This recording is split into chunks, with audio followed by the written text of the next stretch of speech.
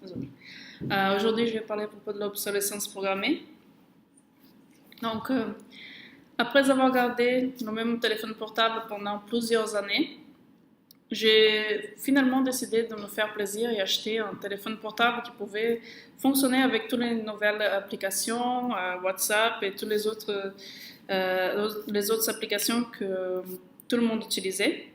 Et j'ai décidé d'acheter un portable haut de gamme pour qu'il puisse être assez puissant, avoir toutes les fonctionnalités que j'avais besoin, comme caméra, etc. Et même si c'était un peu cher pour un budget étudiant, je me suis dit que ce serait un bon investissement et que je pourrais le garder encore pendant quelques années. J'ai fini par choisir le LG G3 après une étude de comparatif de plusieurs téléphones portables.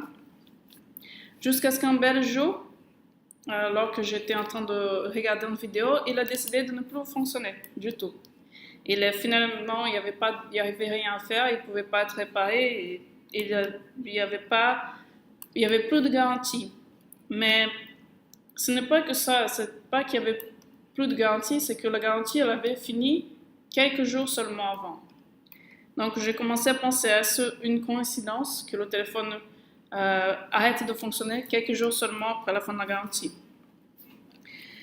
La définition d'obsolescence programmée est l'ensemble technique qui vise à diminuer la durée de vie des produits et accélérer le renouvellement.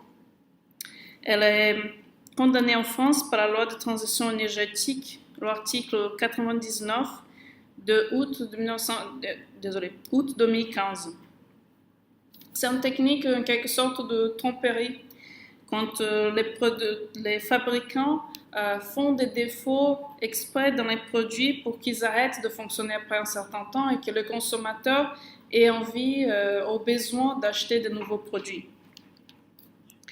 La première fois que ce terme a été utilisé, c'était en 1939 par Bernard London dans le contexte du marché immobilier. Il parlait de obsolescence imposée.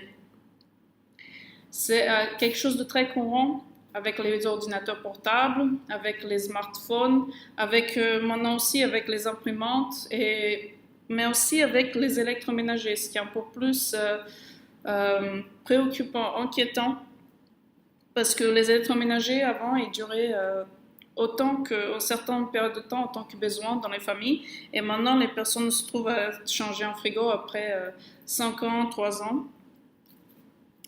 Nous pouvons aussi réfléchir si les voitures ne sont pas en train d'aller sur la même voie de l'obsolescence programmée, maintenant qu'elles sont de plus en plus électroniques et que ces pièces, ces composants électroniques ne peuvent pas facilement être remplacés par le consommateur, ils doivent être remplacés dans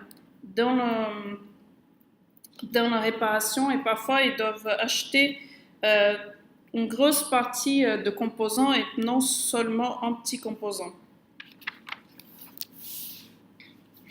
Donc, cette décision d'acheter une marque plus chère ou une marque de bonne réputation n'est plus une solution parce que toutes les marques sont concernées par l'obsolescence programmée. Mais récemment, pour le smartphone, il y a une marque qui a décidé de changer un peu les choses et a créé le Fairphone, qui est un portable modulable qui peut être réparé facilement par le consommateur. Il est très facile de réparation, sauf qu'il n'est pas si performant que les autres téléphones qui sont sur le marché. En France, une association lutte contre l'obsolescence programmée. Elle s'appelle la Haute à l'obsolescence programmée. Elle lutte contre ce qu'ils appellent le prêt ajouté. Une des entreprises qui est déjà mise en question en France est Apple et une autre est aussi Epson. Si ces entreprises sont condamnées, ils peuvent avoir jusqu'à 5% de leur chiffre d'affaires parti en amende s'ils se trouvent qu'ils ont créé une tromperie dans leurs produits. Mais la question est, est-ce que nous voudrons vraiment changer notre mode de consommation? Est-ce que si vous dites à quelqu'un qui est assez moderne technologiquement, est-ce qu'il va vouloir garder le même smartphone pendant 3 ans? Est-ce qu'il ne serait pas garder le même ordinateur portable pendant 3, 4, 5 ans? Le problème, c'est que les technologies avancent très vite et souvent quand les produits sont sur le marché, il y a déjà une technologie plus avancée que quand ils ont été conçus.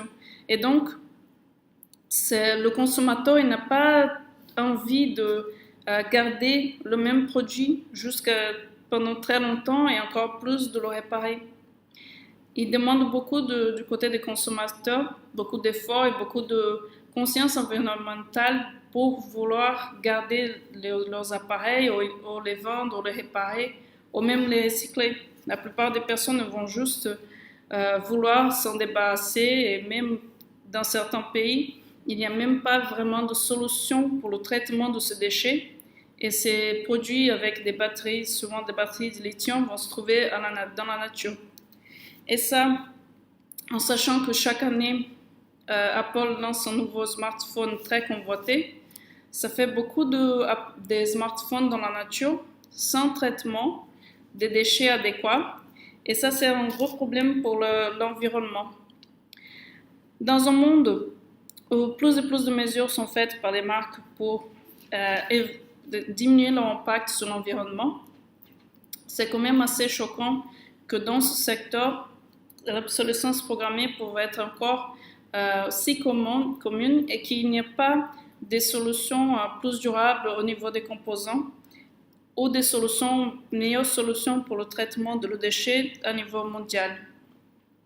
Nous devons continuer de suivre l'actualité de cette loi pour voir si ces condamnations vont vraiment avoir lieu et si elles vont vraiment en effet changer quelque chose sur le mode que les fabricants font ces produits et sur le type de matériel qu'ils emploient et les possibilités de réparation pour les consommateurs. Pour l'instant, Apple a déjà été condamné en Italie et Samsung aussi. Et nous espérons qu'il y aurait plus de condamnations en France et de façon générale que toute notre société repense sa façon de consommer pour éviter de causer encore plus d'impact sur l'environnement. Merci.